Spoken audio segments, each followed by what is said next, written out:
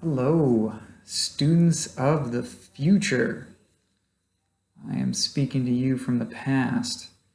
Um, so thank you for your patience. I'm sorry I couldn't be there today. I hope you are treating Dr. Woolley with the respect she deserves.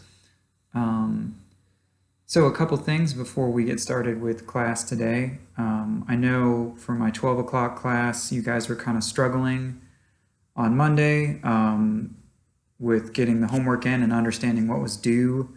So I gave you guys the opportunity to get me that short assignment number 3 for partial credit.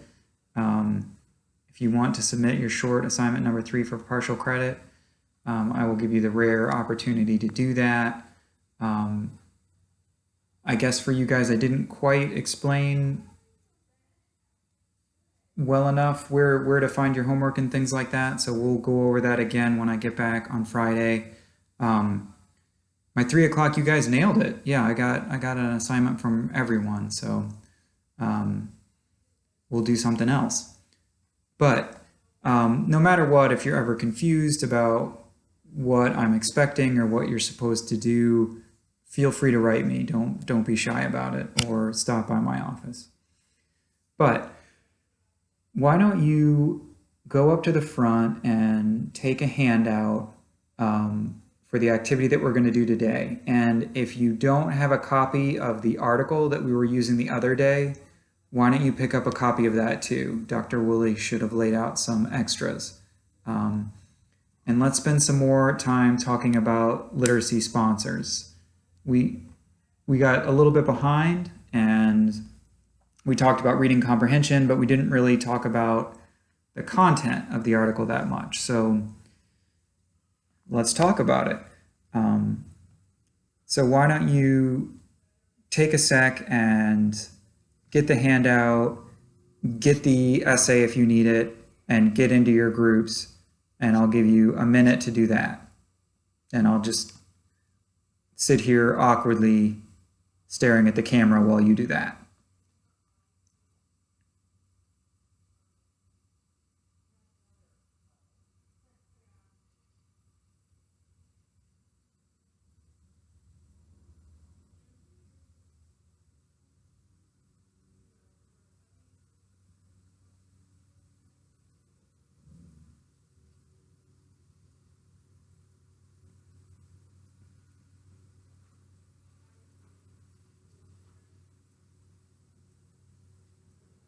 Okay, that was a little weird.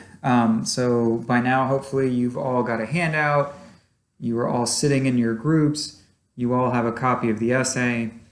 And now what I'd like you to do is I would like you to share the quotes that you noted as being important the other day. So we went through the essay and we found quotes that we thought were important based on where they were in the essay, based on the context. Now I want you to spend some time talking about what do you think those quotes mean, okay? So why don't each of you share the quotes that you picked out, and then why don't you spend some time trying to figure out what they mean? This isn't an easy article. I wanted to kind of challenge you, so see if as a group you can work through the quotes that each one of you picked out. Take about 10 minutes to do this.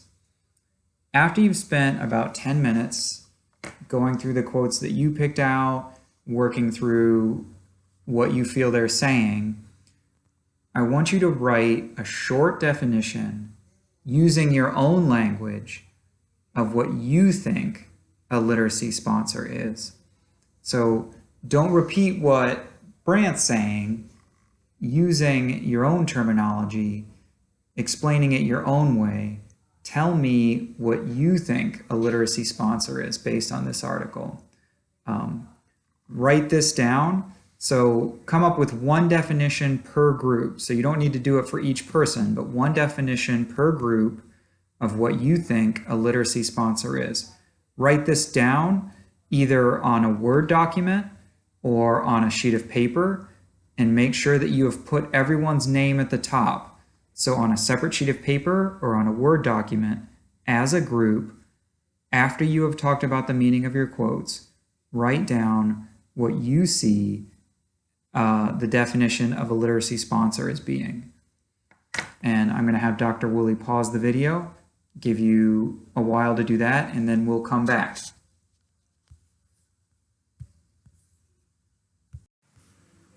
Okay, now let's look at some quotes that I pulled from the article that I felt were significant. First, let's look at the long quote on the packet I gave you. This is also in the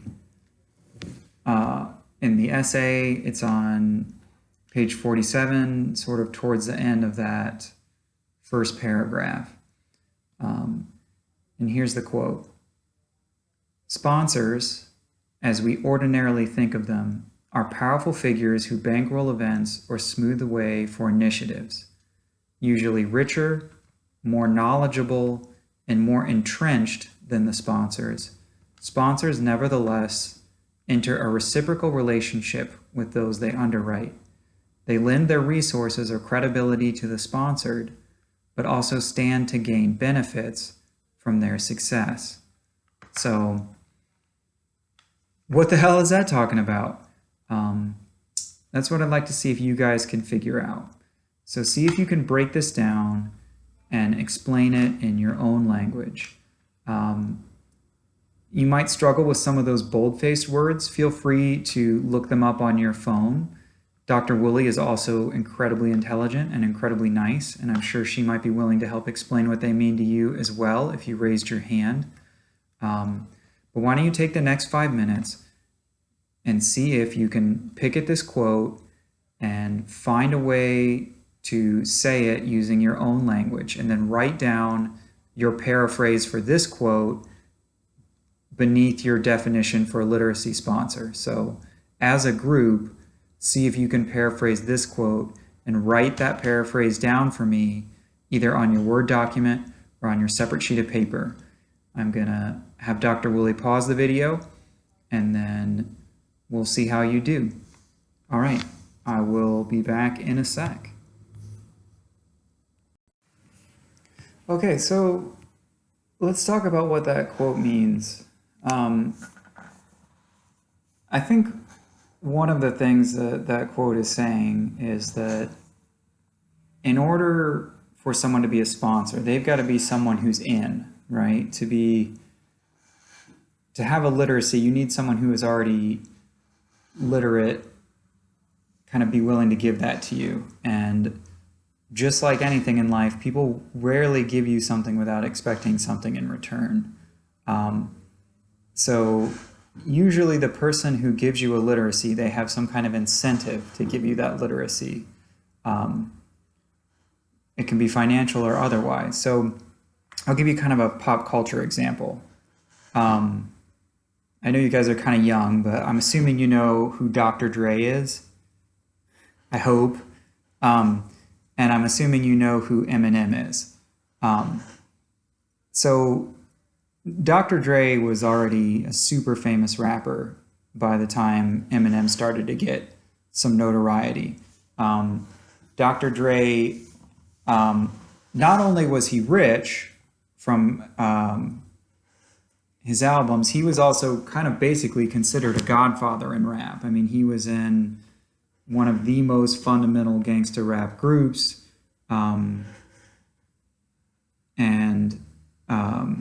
his solo projects were basically considered foundational to that genre. For lack of a better term, Dr. Dre had street cred, right?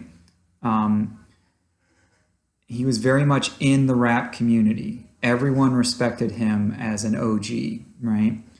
So Eminem, well, you have this white guy from Detroit that nobody knows. And so he can rap a little bit, but Dr. Dre is like, okay, you're not bad.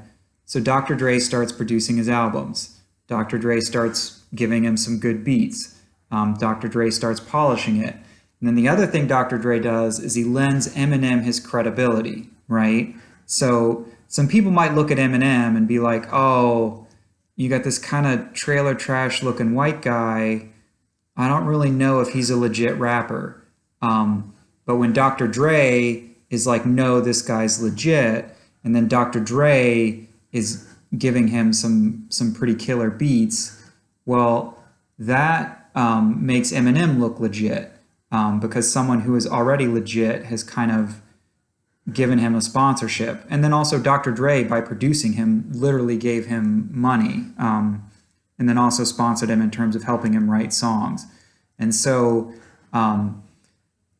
Dr. Dre wasn't just doing this out of the goodness of his heart, though, because by signing Eminem to his label, then Dr. Dre was now going to make money off his album. So just like Eminem needed the street credentials of an African-American kind of OG rapper, well, now Dr. Dre could reach a white audience, because white people who maybe weren't as comfortable with rap music, or white people who are just going to buy rap because it's by a white guy, now Dr. Dre can make money off of that. And so if Eminem gets famous, then Dr. Dre can make some extra money.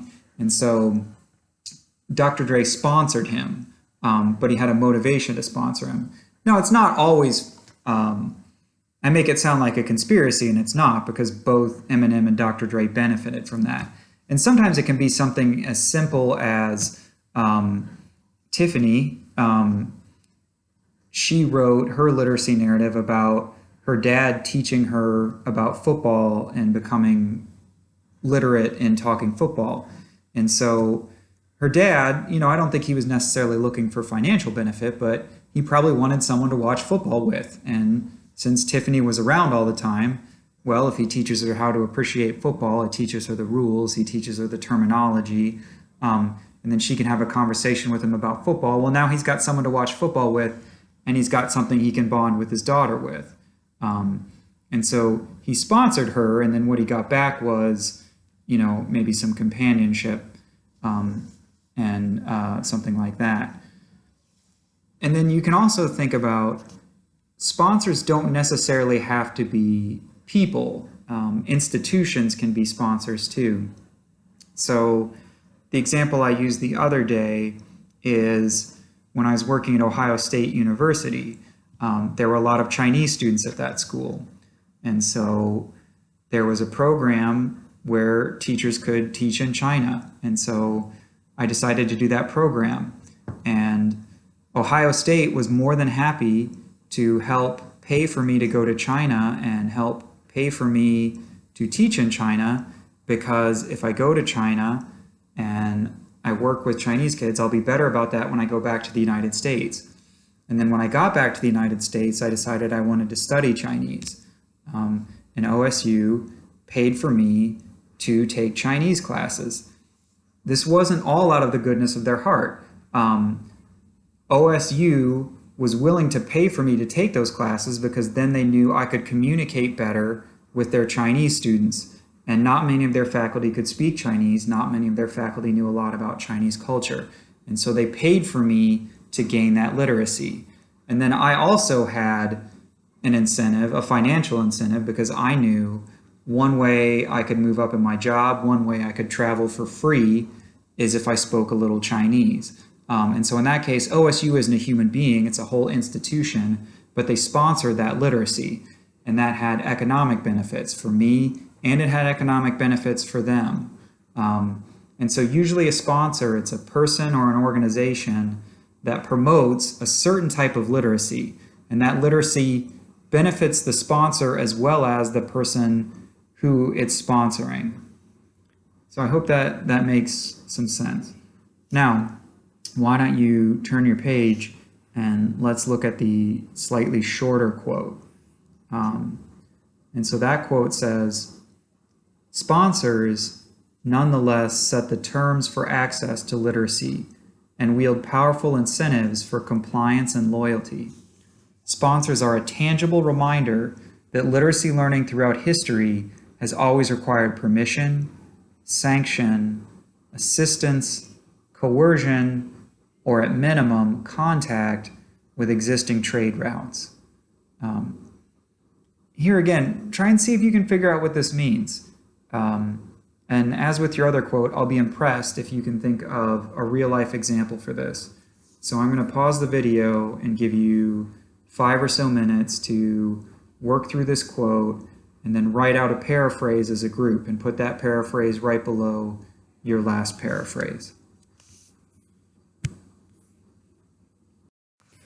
So don't feel too bad if you didn't quite get this one. This score has a couple things going on, and let me break down what I think is significant about it. This is connected to the other quote that it's talking about how economics provide incentives for literacy and what kind of literacies are valued and what kind of literacies are promoted.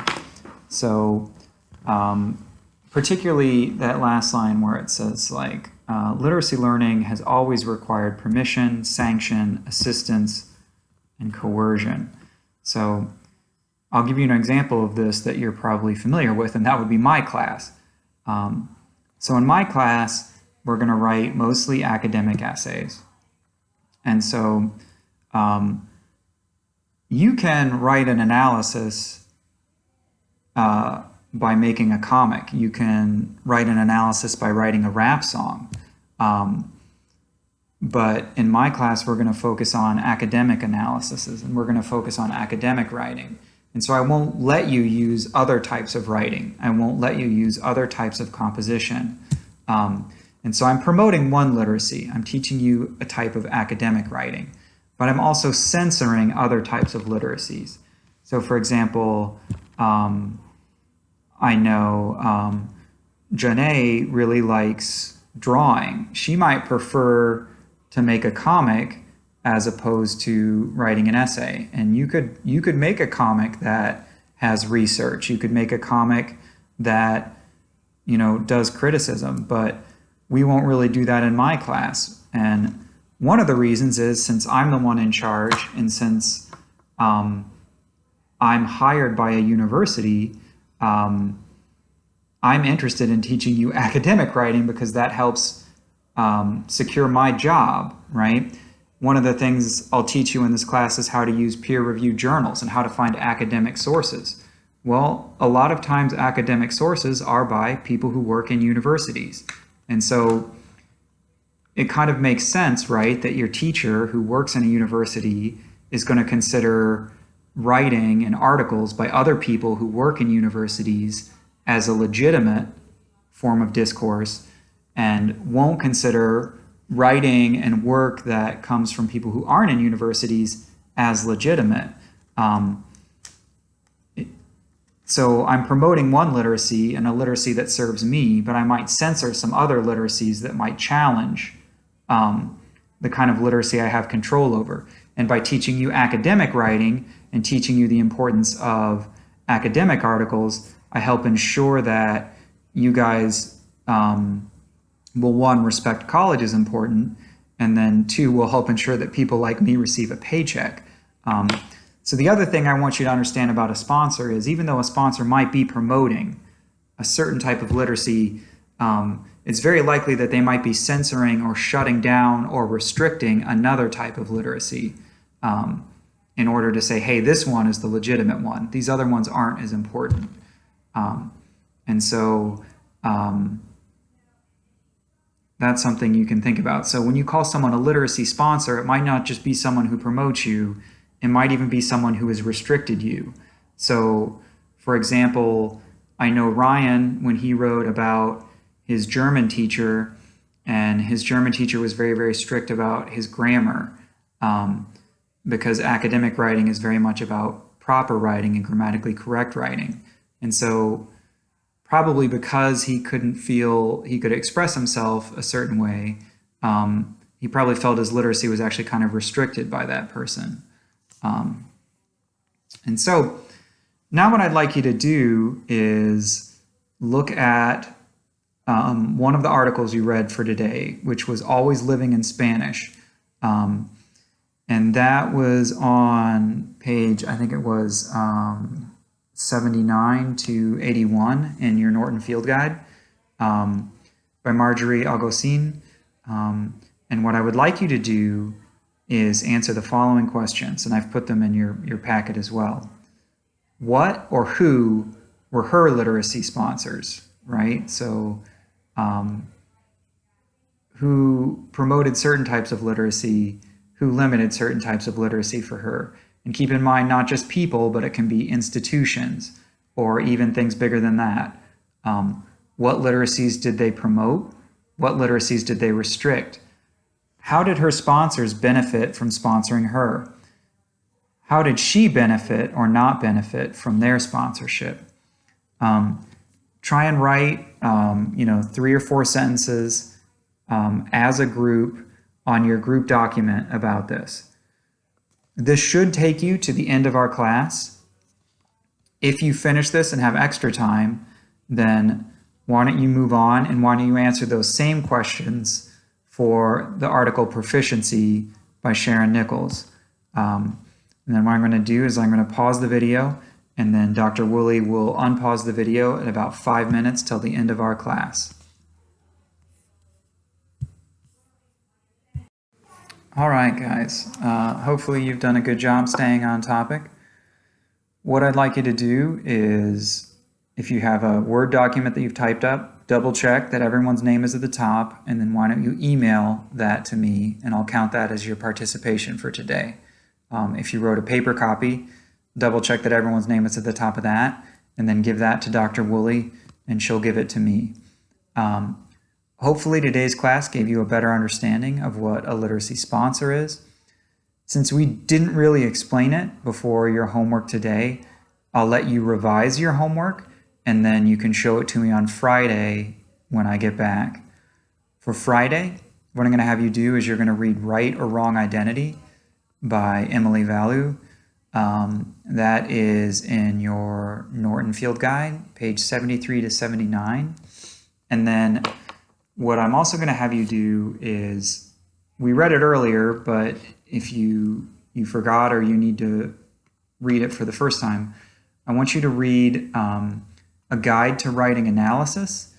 That's on page 112 to 116 of your Norton Field Guide, and then pages 122 to 128.